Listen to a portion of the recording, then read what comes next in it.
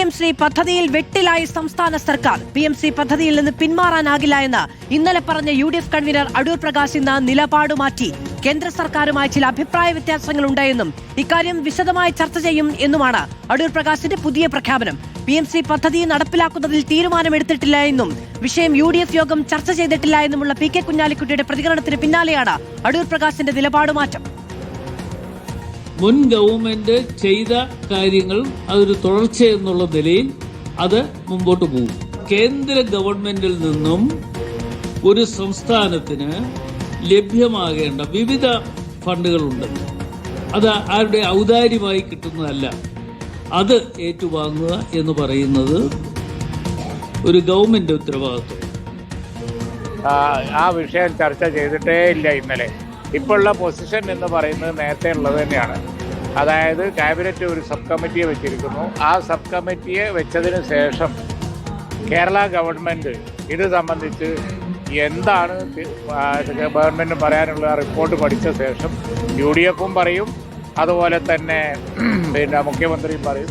കേന്ദ്ര സർക്കാരുമായി ചില കാര്യങ്ങൾക്ക് വ്യത്യസ്തമായ അഭിപ്രായം സംസ്ഥാന സർക്കാരിനുണ്ട്. അത് PM-ശ്രീ ആയിട്ടൊക്കെ ബന്ധപ്പെട്ടുകൊണ്ട് ഉള്ള അഭിപ്രായ വ്യത്യാസങ്ങളുണ്ട്. അതേസമയം തന്നെ ഇത്തരത്തിലുള്ള പ്രശ്നങ്ങൾ വരുമ്പോൾ ആ പ്രശ്നങ്ങളൊക്കെ മനസ്സിലാക്കിക്കൊണ്ട് അതിന് പരിഹാരമാർഗങ്ങൾ ഏത് തരത്തിലാണ് ഉണ്ടാകേണ്ടത് എന്നതിനെക്കുറിച്ച് UDF-ഉം ആലോചിക്കും. അതുപോലെ തന്നെ ഉപസമിതിയും ആലോചിച്ച് അവർ തരുന്ന റിപ്പോർട്ടിന്റെ അടിസ്ഥാനത്തിലായിരിക്കും കാര്യങ്ങൾ പോകുന്നത്.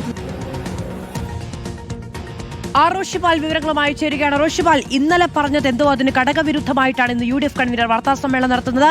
സ്വാഭാവികമായും മുന്നണി സമ്മർദ്ദമാണ് അതിന്റെ കാരണമെന്ന് അനുമാനിക്കേണ്ടി വരും. PK കുഞ്ഞാലിക്കുട്ടി അടക്കം പരസ്യമായി തള്ളി പറഞ്ഞിരിക്കുന്നു.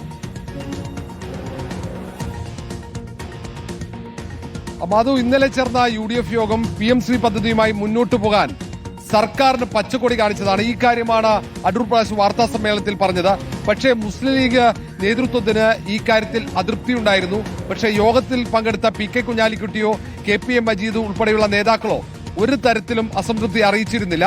ഐക്യകണ്ഠേനയാണ് PM-ശ്രീ പദ്ധതിയിൽ മന്ത്രിസഭാ ഉപസമിതിയുടെ റിപ്പോർട്ട് അനുസരിച്ച് തുടർ നടപടികളുമായി മുന്നോട്ട് പോകാൻ സർക്കാരിന് അനുമതി നൽകിയത്. പക്ഷേ ലീഗ് നേതൃത്വത്തിൽ അവരുടെ വിദ്യാർത്ഥി സംഘടനയായ MSF, യൂത്ത് ലീഗ്, യുവ നേതാക്കളടക്കം PM-ശ്രീ പദ്ധതിക്കെതിരെ കടുത്ത നിലപാട് എടുത്തതോടെ ലീഗ് നേതൃത്വം സമ്മർദ്ദത്തിലായി. അങ്ങനെയാണ് PK കുഞ്ഞാലിക്കുട്ടി എന്ന മാധ്യമങ്ങളിൽ കണ്ട നിലപാട് പറഞ്ഞത്. തൊട്ടു പിന്നാലെ തന്നെ നേരത്തെ പറഞ്ഞ കാര്യങ്ങൾ വിഴുങ്ങിക്കൊണ്ട് UDF കൺവീനർ അടൂർ പ്രകാശ് മലക്കം പറഞ്ഞു. ഒടുവിൽ KM ഷാജി നേരത്തെ പറഞ്ഞതിൽ നിന്നും വ്യത്യസ്തമായ നിലപാടുമായി രംഗത്ത് വന്നു.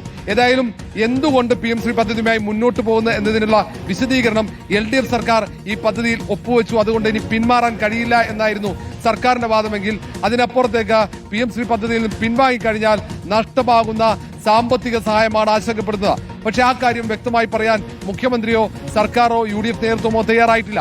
ഇനി ഏതായാലും ആശയക്കുഴപ്പമായി, ഈ കാര്യത്തിൽ വ്യത്യസ്ത അഭിപ്രായമായി, ഇനി വലിയ തർക്കങ്ങളിലേക്ക് കാര്യങ്ങൾ നീങ്ങും. ഇനി മന്ത്രിസഭാ ഉപസമിതി നൽകുന്ന റിപ്പോർട്ട് ശുപാർശ അടിസ്ഥാനമായിട്ടായിരിക്കും തീരുമാനമെടുക്കുക. പക്ഷേ ഇപ്പോൾ തന്നെ ഈ കാര്യത്തിൽ പരസ്യമായ ഒരു നിലപാട്, അത് UDF-ലെ ഭിന്നത അത് മറനീക്കുകയാണ്. മാധു, റോഷിപാലാണ് വിവരങ്ങൾ നൽകിയത്.